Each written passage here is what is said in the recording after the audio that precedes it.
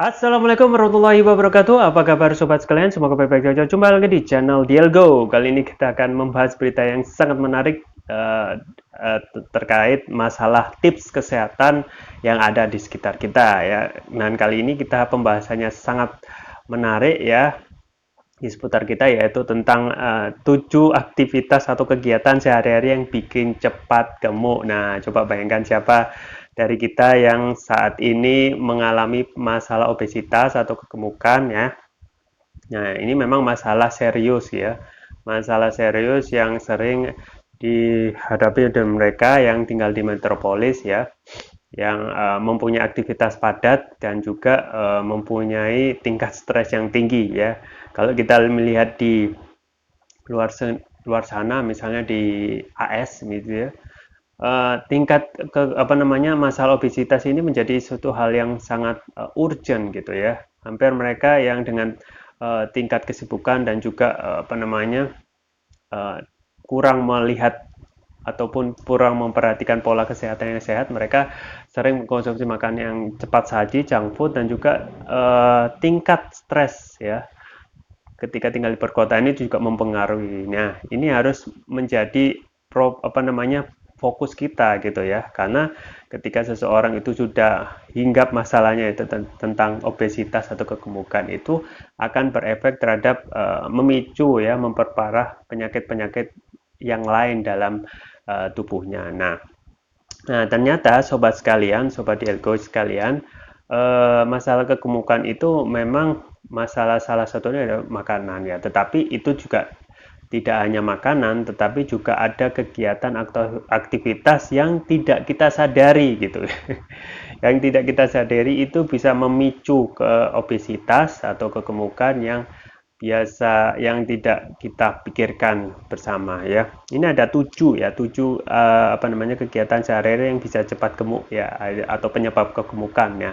Nah, memang tidak sepenuhnya karena makanan, tetapi lebih fokus bahasan kita ya, tentang kegiatan yang bisa menyebabkan kegemukan. Yang pertama itu ya, makan terlalu cepat ya, sobat sekalian, bahwasanya kebiasaan makan terlalu cepat itu ya bisa membuat badan gemuk. Nah, itu bagaimana? Ya, ini ada studi yang menunjukkan bahwa orang yang makan terlalu cepat berisiko mengalami kelebihan berat badan atau obesitas. Nah, kondisi ini membuat Anda secara tidak langsung mengkonsumsi kalori dalam jumlah besar sampai kekenyangan. Nah, kemudian nanti sisa kalori itu disimpan dalam tubuh dan menumpuk menjadi lemak ya. Berarti sosial gimana? Apakah harus pelan-pelan saja? Ya, tidak juga ya. Berarti dalam hal ini memang uh, apa namanya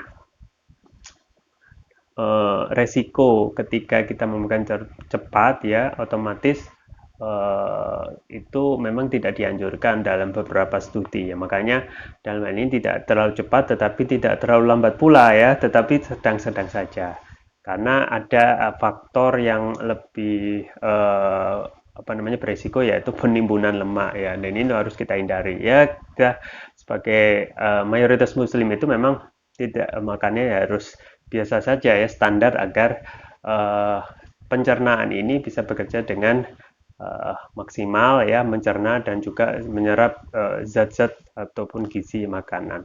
Itu yang pertama ya, makan terlalu cepat. Yang kedua itu kurang minum air putih. Nah, ini siapa dari mereka kita yang kurang minum air putih? Ternyata emang kurang minum air putih juga menimbulkan kegemukan gitu ya.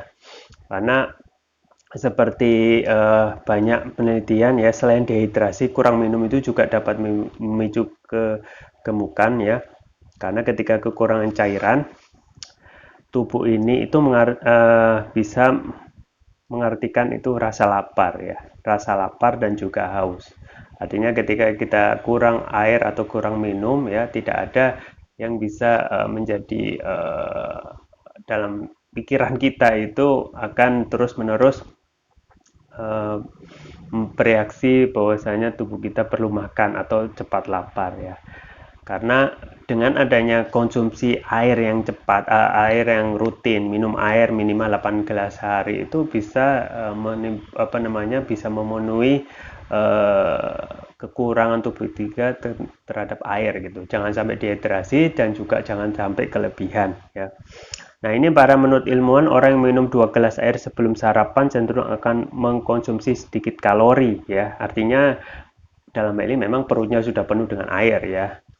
Dan perlu diketahui bahwasanya air putih 0 kalori ya. Coba kalau Anda misalnya ingin diet, jangan makan makanan yang berlemak, cuma minum air putih ya seharian, kemudian sedikit makan, itu artinya Anda sudah memberikan tubuh Anda itu asupan yang benar ya, supaya sehat ya, dengan asupan apa namanya, minum air yang banyak tetapi juga tidak mengandung banyak kalori ya. Dan mengganti minuman manis menjadi air putih sama halnya dengan mengurangi asupan kalori harian sebesar 200 kilokalori ya. Coba, itu hal yang sangat signifikan kalau kita lakukan itu dengan rutin. Kebiasaan yang ketiga adalah terlalu lama duduk. Nah, terlalu lama duduk itu juga menjadi penyebab kegemukan ya. Jangan terlalu lama duduk ya, karena terlalu lama duduk itu kegiatan yang ini yang sering dilakukan dewasa gitu ya. Dan ini memang biasa dilakukan orang-orang di perkantoran ya, yang mereka kerjanya duduk lama gitu ya. Apabila pekerjaan Anda melibatkan duduk waktu lama, pastikan berolahraga terlebih dahulu sebelum bekerja. Dan ini memang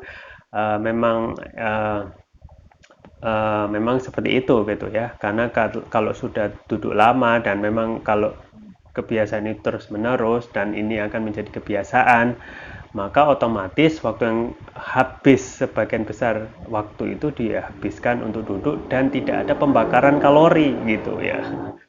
Dan padahal ketika melakukan pembakaran kalori, semua tubuh bekerja, semua jantung bergerak ya, akhirnya jantung dengan bergerak ini, dengan olahraga ini otomatis akan mengalirkan darah ke seluruh pembuluh darah dan akhirnya pembuluh darah kita lancar ya, dan juga bisa membersihkan lemak-lemak dalam pembuluh darah.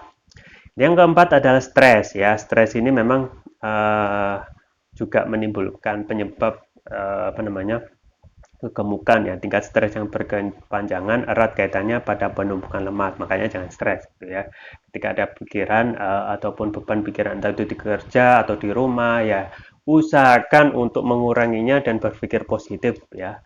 Karena ketika kita stres, semuanya ya itu akan muncul, entah itu penyakit ataupun kegelisahan, dan itu akan memicu kegemukan, dan itu kerugian bagi kita semua. Yang kelima adalah faktor pertemanan. Nah, ada apa dengan faktor pertemanan ini ya? Memiliki kehidupan sosial memang penting untuk menjaga keseimbangan antara kehidupan pekerjaan dan namun ya, kadang kalau kita sering berteman ya, kehidupan sosial yang terlalu dominan sangat mempengaruhi gaya hidup menjadi kurang sehat ya. Apalagi kalau pertemanan itu ya mayoritas mereka yang sering mengkonsumsi akan yang tidak sehat, junk food ya, kemudian minuman cepat saji, minuman dalam kemasan yang otomatis mengandung banyak gula, dan itulah kalau kita tidak mengikuti kebiasaan teman-teman di sekitar kita, mungkin malu ya, akhirnya mengkonsumsi apa yang dikonsumsi oleh sekitar atau lingkaran kita. Nah, itu bisa menjadi faktor penyebab lemak ya, menyebabkan kegemukan. Kemudian kurang tidur. Nah, ini kurang tidur juga menjadi porsi ketika kita ingin